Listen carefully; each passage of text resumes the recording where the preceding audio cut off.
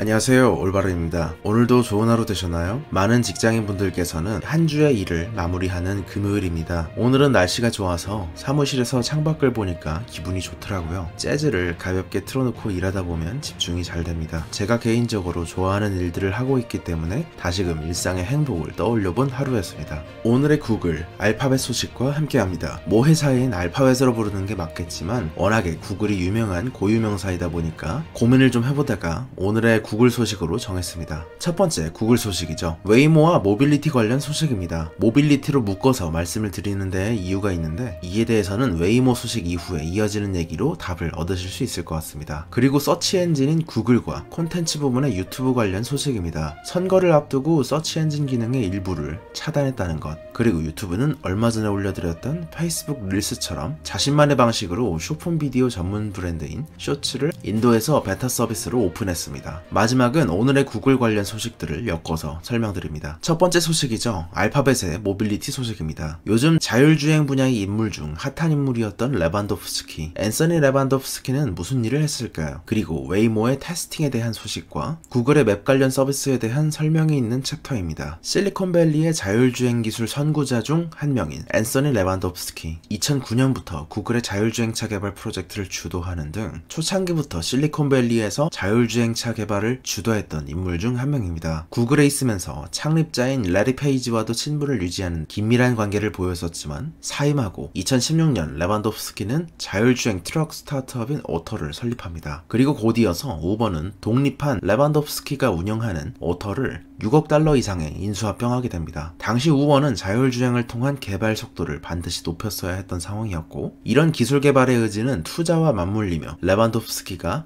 우버라는 새 둥지에서 자율주행차 개발의 스타 기술자로서 활동하게 되는 기반이 되었습니다. 하지만 2017년 웨이모는 영업비밀을 도나는 혐의로 우버를 고소하기에 이릅니다. 레반도프스키는 사임하기 전에 웨이모의 라이다 회로기판 설계도를 다운로드하였고 우버의 자율주행 프로젝트에 사용하기에 이르렀다는 것 때문입니다. 이는 웨이모 입장에서 이미 레반도프스키의 다운로드 사실은 알고 있었으나 이는 선을 넘은 것이었죠. 그리고 1년이 지난 2018년 웨이모와의 분쟁을 해결하길 원한다며 우버의 주식 약 2억 4,500만 달러를 건네고 웨이모의 지적재산권을 침해하지 않겠다고 동의합니다. 두 회사 간의 분쟁은 그럴듯하게 끝났습니다. 이미 가질 것을 가져버린 우버, 이미 뺏길 것을 뺏겨버린 웨이모. 둘 간의 관계는 더 나빠지기에도 애매한 관계였죠. 그러나 이 둘의 소송전은 우버와 웨이모의 대리전이었고 웨이모의 입장에서 레반도프스키를 우버의 헤드에서 잘라내려는 의미가 강했습니다. 문제는 이 기술을 가져온 앤소니 레반도프스키에서는 고소가 이어졌다는 점입니다. 우버와 웨이모의 합의 후에도 그에게 소송은 아직 현재 진행형이었죠. 이것이 문제가 됐습니다. 하지만 그럼에도 불구하고 그는 당시만 해도 크게 걱정하지 않았던 듯 보일 수도 있습니다. 믿는 구석이 있었기 때문이죠. 이어서 미 연방검찰은 그를 33건의 웨이모 영업비밀 절도 혐의로 기소하기에 이릅니다. 사임하기 전 레반도프스키가 웨이모의 자율주행차 기술 개발과 관련된 약 1만 4천 점의 파일을 내려받았다는 증거가 법무부를 통해서 나왔기 때문입니다. 그는 각 건으로 최대 10년의 징역형과 최대 25만 달러의 벌금형을 구형받을 수 있는 사건들의 주인공으로 꼽혔으며 만약 그에게 주어진 모든 혐의가 유죄로 인정될 경우 총 벌금은 825만 달러에 달했습니다. 거의 100억 원이 넘는 수준이었죠. 그러나 레반도프스키는 마지막 기회가 있다고 생각했습니다. 이 컨텍스트에는 드러나지 않았지만 실제로 우버와 웨이모가 합의할 당시만 해도 민사사건임에도 재판부가 이례적으로 도난이 있을 수 있었다는 결론을 내릴 수 있을 만큼의 충분한 증거를 살핀 뒤 형사 수사를 시작하라는 권고를 했었기 때문입니다. 이런 권유를 들었던 레반도프스키는 변호사를 통해 이렇게 말하죠. 나는 누구에게서 어떤 것도 훔치지 않았다고 말합니다. 이 사건은 그저 이미 1년보다 더 전에 신뢰성 없다고 밝혀진 주장을 되풀이할 뿐이라면서 말이죠. 여기서 나온 민사사건과 신빙성 없다고 밝혀진 주장, 이것이 앞서 재판부의 권고를 믿고 이런 말을 했던 듯 보입니다. 이에 레반도프스키는 무죄를 주장하고 이 태도는 꽤나 오래 이어집니다. 그리고 2020년 올해 3월 레반도프스키는 연방검찰로부터 한 건의 사법 거래 제안을 받게 됩니다. 미 연방검찰이 기소한 33건의 절도 혐의 중 한 건만 인정한다면 나머지 기소를 모두 취하해주겠다는 딜이었습니다. 그는 어떻게 했을까요? 받아들였을까요?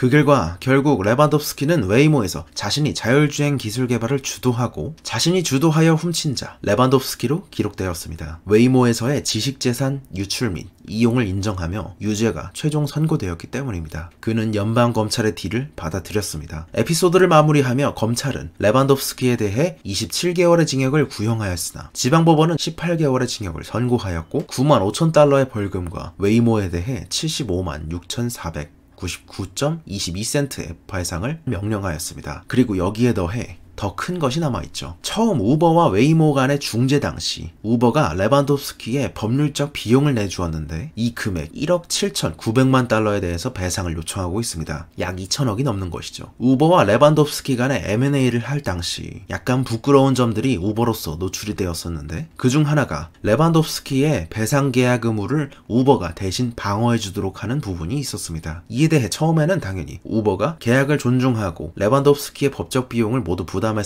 우버는 레반도프스키가 합의를 위반했다며 방어 비용에 대한 배상을 받을 것이라고 알렸기 때문입니다. 이에 그는 우버가 자신의 소송을 방어해 줄 것이란 M&A 조건을 믿었으며 지방법원으로 하여금 증명하기 어렵도록 만든 자신의 증거가 불충분하게 나올 수 있을 것이란 두 가지 가능성을 믿었으나 결과적으로 웨이모는 구글을 통해서 우버와 레반도프스키의 고리를 끊어내는 데 성공했으며 레반도프스키는 파산을 신청하기에 이르렀습니다. 이어서 웨이모의 자율주행 기술 개발 노력에 대해서 조금 얘기를 해보죠. 웨이모는 팬데믹이 시작된 후부터 대부분의 자율주행 스타트업이 시뮬레이션을 통해서 테스트하는 등 공도상에서의 주행이 거의 불가능했던 상황과는 달리 나름의 데이터셋을 잘 모을 수 있었습니다. 이런 결과는 거대한 테스트 시설이 있었기 때문이죠. 캘리포니아의 공군기지에 있는 웨이모가 세운 자율주행 테스팅 시설입니다. 그들은 2013년부터 테스트 프로그램의 일부로서 이 캐스를 활용했고 구조화된 테스트를 통해서 데이터를 얻는 부분들을 보조해왔습니다. 예를 한번 들어볼까요?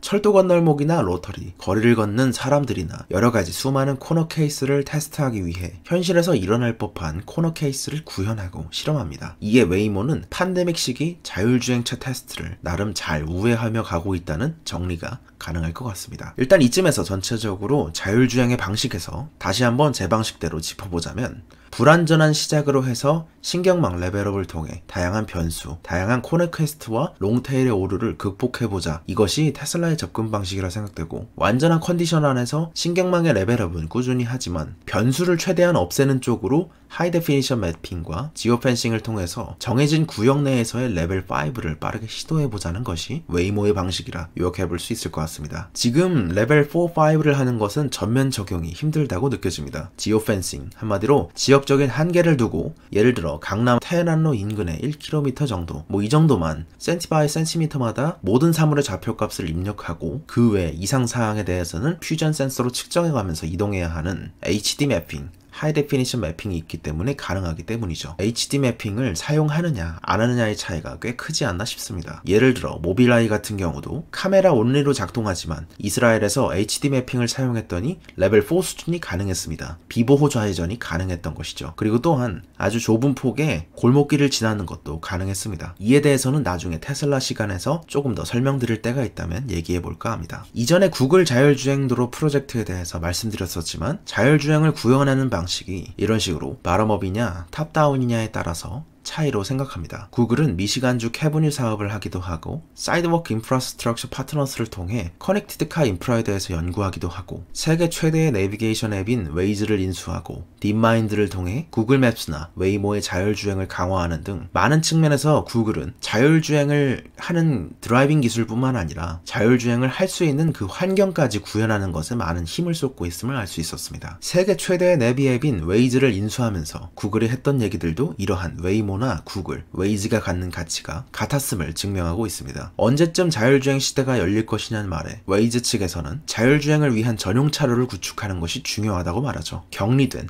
제한된 지역에서 완전한 커넥티드 카를 통해 작게 넓혀가자는 모델이 웨이모이고 모든 환경에서 인간의 운전보다는 나은 주행 모델을 기반으로 점점 더 크게 적용해보자는 모델이 테슬라라 생각됩니다. 그러나 다시 돌아와서 웨이즈에 대한 소식을 전해드리자면 웨이즈는 팬데믹 때문에 격리 상황 상황인지라 재택근무가 뉴노멀이 되며 내비 이용자가 줄어 광고 수익이 현저하게 낮아졌습니다. 이에 웨이즈는 전세계 인력 중 5%, 555명 중 30명을 해고함을 발표합니다. 언제나 크고 작은 문제는 있죠. 그리고 이어서 구글의 매핑에 대해서 말씀을 더 드리자면 딥마인드, 알파고로 유명한 자회사인 딥마인드가 구글과의 협력을 통해 베를린, 자카르타, 상파울루, 시드니, 도쿄, 워싱턴 DC를 포함한 일부 지역에서 구글맵 등의 실시간 운전자 도착 예정 시간 ETA라 그러죠. 도착 예정 시간을 최대 50%까지 개선했다고 합니다. 도로 네트워크 망 연결에 따른 머신러닝을 통해 내가 언제 도착할지 시간에 대한 정확도를 높인 것인데요. 학습하면서 더 좋은 결과가 나온다면 결과값을 매개 변수에 추가하는 등 수많은 데이터를 돌려서 도착 예정 시간을 더 정확하게 만들었습니다. 이는 딥마인드가 구글의 플레이스토어 검색엔진 강화 같은 검색엔진 분야나 웨이모의 자율주행 기술 개발을 돕는 데도 쓰이고 있음을 감안한다면 전체적인 구글 자체의 모빌리티 솔루션의 질을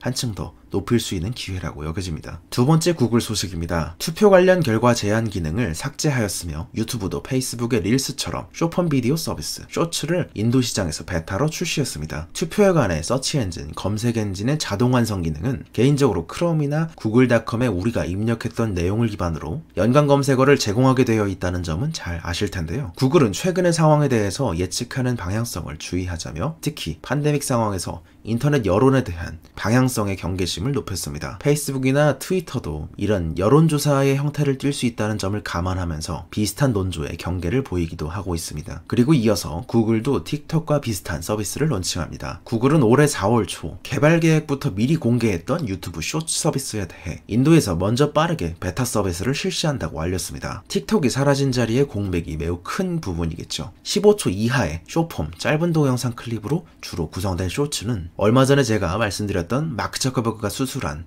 틱톡의 인도 시장 빈자리를 릴스나 제3자의 앱들과 함께 경쟁하게 될 것이라 예상되고 있습니다. 그리고 세 번째 구글 소식입니다. 짤막한 그러나 중요한 구글 관련 소식이죠. 안드로이드 11이 출시되었습니다. 사실 그럼에도 불구하고 이번 출시는 굉장히 업데이트에 화제성이 없는 편입니다. 예를 들자면 여러가지 메시징 앱들을 옮겨다를 필요 없이 안드로이드 11에선 메시징 앱들 사이 대화를 알림, 즉 핸드폰 위쪽에 스크롤 당겨보시면 위에 올라오는 것들 있잖아요. 그 부분에서 띄울 수 있기 때문에 카톡이나 라인 등 여러가지 메시징 앱들을 오가지 않아도 되는 관리가 가능해졌습니다. 특히 중요한 인물이라면 대화창에서 더 눈에 띄도록 우선순위를 정할 수도 있죠. 또한 안드로이드 오토가 호환되는 차량에서는 이제 유선으로 연결할 필요 없이 탭 한 번으로 길을 찾거나 음성으로 텍스트를 보내거나 좋아하는 음악을 재생하고 구글 어시스턴스의 도움을 받는 등 무선을 통해서 더 쉬운 접근이 가능해졌습니다. 그러나 뭔가 이 두 가지는 제가 흥미로워서 꼽았지만 나머지들은 그렇게 땡기는 것이 없었습니다. 이 부분은 어떻게 보면 구글이 의도한 바라고 느껴질 수 있는 부분입니다. 이번 안드로이드 11의 업데이트가 매우 단조롭다는 건 말이죠. 안드로이드 11을 통해 구글이 전하고자 한 더 중요한 메시지는 이것이기 때문이죠. 안드로이드 11은 업데이트 결과 대부분의 참신한 기능들은 구글이 만드는 픽셀폰 전용 성격으로 등장했기 때문입니다. 이에 대해 한 테크 리뷰어는 픽셀 기능이 빠진 안드로이드 11은 최근 몇 년간 있었던 업데이트 중 가장 지루한 업데이트였다고 말합니다. 픽셀폰을 살려보길 원하는 구글이 노리는 바가 아니었는가 생각해봅니다. 짤막한 뉴스 세 번째이죠. 첫 번째, 구글이 처한 독점 금지 소송의 규모가 꽤 크게 변할 것이란 예상이 나오고 있습니다. 미국의 DOJ,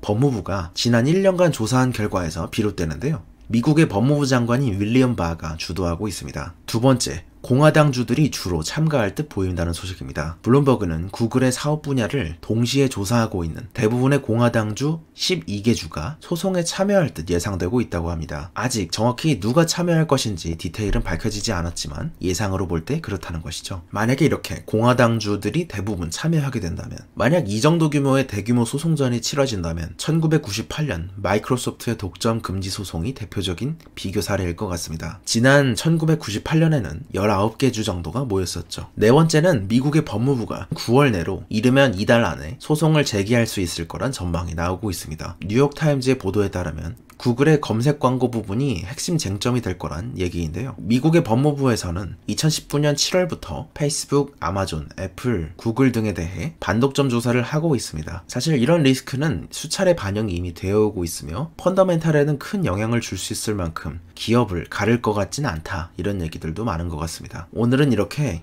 여러분들과 오늘의 구글 소식으로 함께 했습니다. 오늘도 좋은 하루 되셨길 바라며 오늘의 구글 소식을 마칩니다. 전구 옆에 폰트 색깔을 노란색에서 민트색으로 바꿔보거나 인트로 음악을 조금 더 뉴스틱하게 바꿔보는 등 여러가지 파트에 대해서 A/B 테스트 중입니다. 오늘도 좋은 하루 되시기 바랍니다. 여러분 감사합니다. 올바른이었습니다.